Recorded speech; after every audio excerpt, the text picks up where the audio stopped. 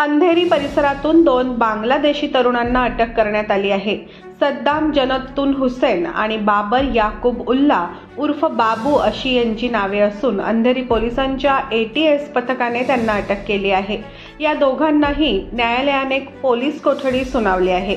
Andheri 6 road Gokhale पुलाखाली वेल्डरचे काम करण्यासाठी हे 2 बांगलादेशी तरुण येणार असल्याची माहिती ATS पथकाला मिळाली होती. या माहितीची खात्री करताच अंधेरी पोलिसांच्या ATS पथकाने साध्या वेशात पाळत ठेवून सद्दाम हुसेन वय वर्ष 19 या तरुणाला चौकशीसाठी ताब्यात घेतले. चौकशीत तो बांगलादेशी नागरिक असल्याचे उघडकीस आले. दुसऱ्या कारवाईत याच पथकाने बाबर उल्ला या 24 वर्षीय तरुणाला अटक केली. त्याच्याकडे भारतीय नागरिकत्व सिद्ध करणारी कोणतीही कागदपत्र आढळली नाहीत. मात्र त्याचे अनेक फोन कॉल्स हे बांगलादेशमध्ये झाल्याचे आढळल्यामुळे त्याला देखील ताब्यात घेतले आहे.